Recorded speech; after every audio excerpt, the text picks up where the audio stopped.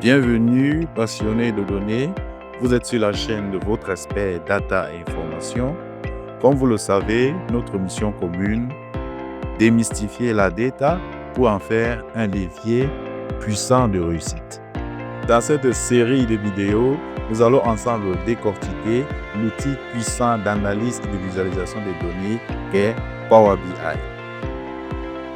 Cette formation est structurée en 6 modules fondamentaux. Le premier, l'introduction à l'écosystème Power BI.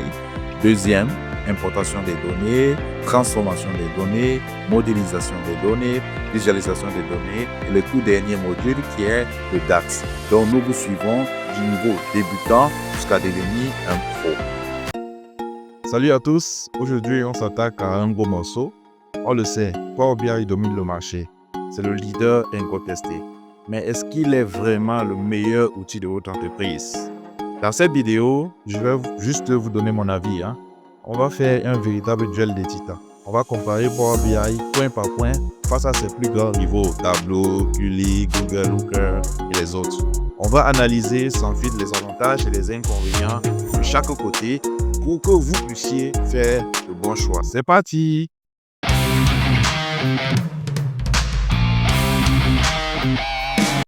Avant de se plonger dans le duel individuel, regardons le paysage actuel. Comme vous le voyez ici, Power BI est au centre de l'écosystème. Pourquoi?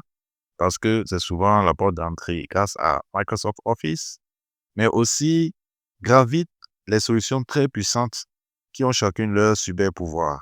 Donc vous avez par exemple Tableau pour l'artistique, QLIC pour l'exploration des données, Looker pour le cloud pur, ou encore SAP pour la finance. Chaque outil a une interface et une philosophie différente.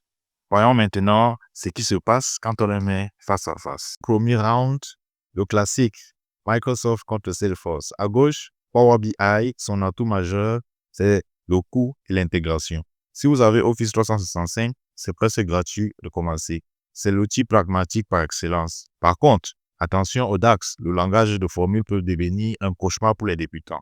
À droite, vous avez Tableau, c'est l'outil des passionnés de DataVis. Si vous voulez des graphiques magnifiques, précis au pixel près, c'est ce qu'on appelle pixel perfect, donc c'est le roi.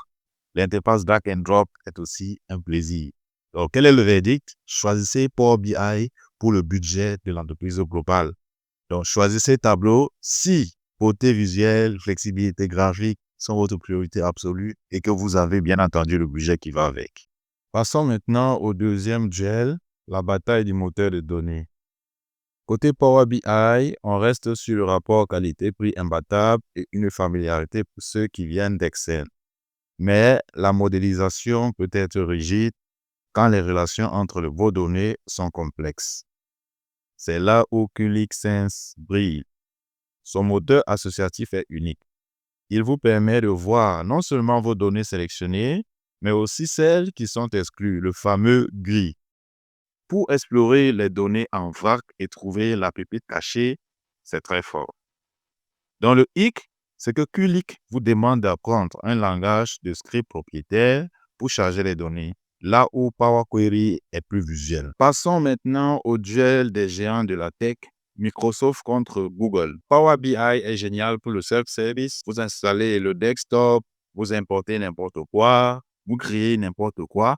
Le revers de la médaille, c'est que le fichier PBX ne se balade pas partout sans gouvernance. Looker, lui, a une approche radicalement différente. C'est 100% cloud, c'est-à-dire rien installé. Sa force, c'est le Look ML, une couche sémantique qui oblige tout le monde à utiliser les mêmes définitions des KPI. Donc ça, bien entendu, c'est le rêve pour la gouvernance des données. En résumé, Power BI pour l'agilité et l'autonomie de votre entreprise et choisissez Looker pour une entreprise qui veut vraiment une seule version de la vérité centralisée. Ici, on compare deux philosophies d'implémentation. Power BI est puissant, mais peut être lourd à mettre en place à grande échelle, notamment les gateways, la sécurité, etc. Domo à droite, c'est le Alpha 1 de la BI.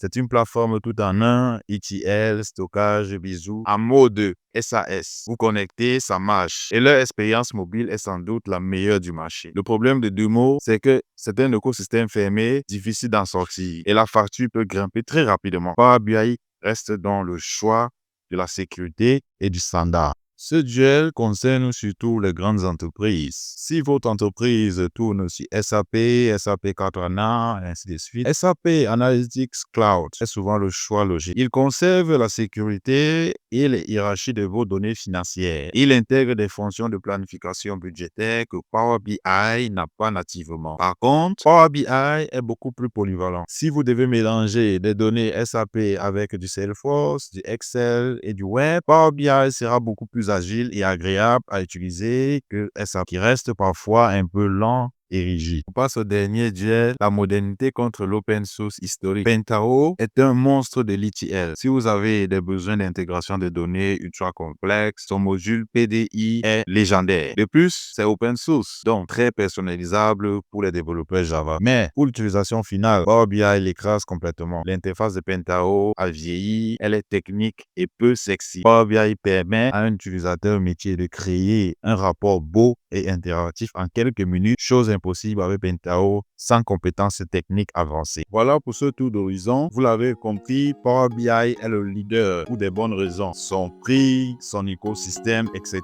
Mais selon vos besoins spécifiques, que ce soit la beauté graphique, la gouvernance cloud ou l'intégration ERP, ses concurrents ont des sérieux arguments. Et vous, quel outil utilisez-vous au quotidien? Êtes-vous une team Microsoft ou une team concurrent? Dites-le moi en commentaire. Donc n'oubliez pas de liker la vidéo si ce comparatif vous a aidé. Et abonnez-vous bien entendu à ma chaîne pour avoir plus de contenu en matière de data. Dans la prochaine vidéo, on va installer l'outil Power BI Desktop proprement dit. Donc je vous dis à la prochaine vidéo.